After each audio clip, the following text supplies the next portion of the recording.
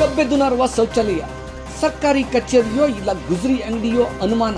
Board ಮಾತ್ರ ಮಹಿಳೆಯರ ಶೌಚಾಲಯ, ಒಳಗೆ ಹೋದರೆ ಪುರುಷರ ಶೌಚಾಲಯ. ಎಲ್ಲೆಲ್ಲೂ ಕಸದ ರಾಶಿ. ಅಯ್ಯೋ, ಇದೇನಿದು ಭೂತದ ಮನೆ? ಗಾಬರಿಯಾಗಬೇಡಿ ಪ್ರಿಯ ವೀಕ್ಷಕರೇ. ಬೆಂಗಳೂರು ದಕ್ಷಿಣ ಜಿಲ್ಲೆಯಲ್ಲಿ ತನ್ನದೇ ಆದ ಐತಿಹಾಸಿಕ ಹಿನ್ನೆಲೆ ಹೊಂದಿರುವ, ಅದರಲ್ಲೂ ರಾಜ್ಯ ಕಂಡ ಅಪರೂಪದ ಮಹಾನ್ ನಾಯಕ ಶ್ರೀ ಕೆಂಪೇಗೌಡರ ಮಾಗಡಿ ತಾಲೂಕು ಕಚೇರಿಯ ಅತಿ ಸುಂದರ ಸ್ಥಳಗಳು ನೀವೇ ನೋಡಿ. ಫೋಟೋದಲ್ಲಿ ನೋಡಿದರೆ ವಾಕರಿಕೆ ಬರುವ ರೀತಿಯಲ್ಲಿರುವ ಶೌಚಾಲಯಗಳು ನಿಜಕ್ಕೂ ಅಸಹ್ಯ ಹುಟ್ಟಿಸುತ್ತೆ. ಶೌಚಾಲಯದ ಬಾಗಿಲಲ್ಲಿ ಮಹಿಳೆಯರಿಗೆ ಮಾತ್ರ ಪ್ರವೇಶ. ಅಪ್ಪಿತಪ್ಪಿ ಶೌಚಾಲಯಕ್ಕೆ ಹೋದರೆ ಅದು ಪುರುಷರ ಶೌಚಾಲಯ.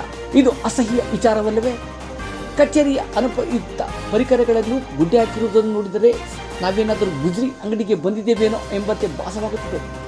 ಹೊರಕ್ಕೆ ನೋಡಿ ಎಷ್ಟು ದಿವಸವಾಯಿತು ಎಂದು ಅಳುತ್ತ ಕುಳಿತಿರುವ ಕಸದ ರಾಶಿ ಹಾವು ಚೇಳುಗಳಿಗೆ ವಾಸಸ್ಥಾನವಾಗಿದೆ. ಆಗಲೋ ಈಗಲೋ ಎಂಬಂತೆ ಶಿಥಿಲಗೊಂಡಿರುವ ಕಟ್ಟಡಗಳು, ಇಷ್ಟ ಬಂದ ರೀತಿಯಲ್ಲಿ ಬೆಳೆದಿರುವ ಮರ ಗಿಡ ಗೆಡ್ಡೆಗಳು ಅಕ್ಷರಶಃ ತಾಲೂಕು ಕಚೇರಿಗೆ ಶೋಭೆ ತರುತ್ತಿದೆಯೇ ಎಂಬ ಅನುಮಾನ.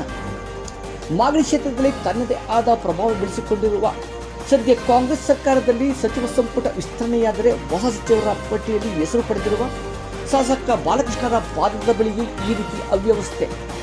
ಮಾಗಡಿ ತಾಲೂಕಿನ ಜನರ ಬೋಣೆ ಪರಿಹಾರದ ತಾಲೂಕು ಕಚೇರಿಗೆ ಈ ರೀತಿ, ಇನ್ಯಾವುದು ಯಾವ ರೀತಿಯೋ ಎಂದು ಅಪಹಾಸ್ಯ ಮಾಡುವ ಮೊದಲೇ ಭವಿಷ್ಯದ ಸಚಿವರು ತಾಲೂಕು ಕಚೇರಿಗೆ ಕಾಯಕಲ್ಪ ನೀಡುವವರೇ ಕಾದು ನೋಡಬೇಕು.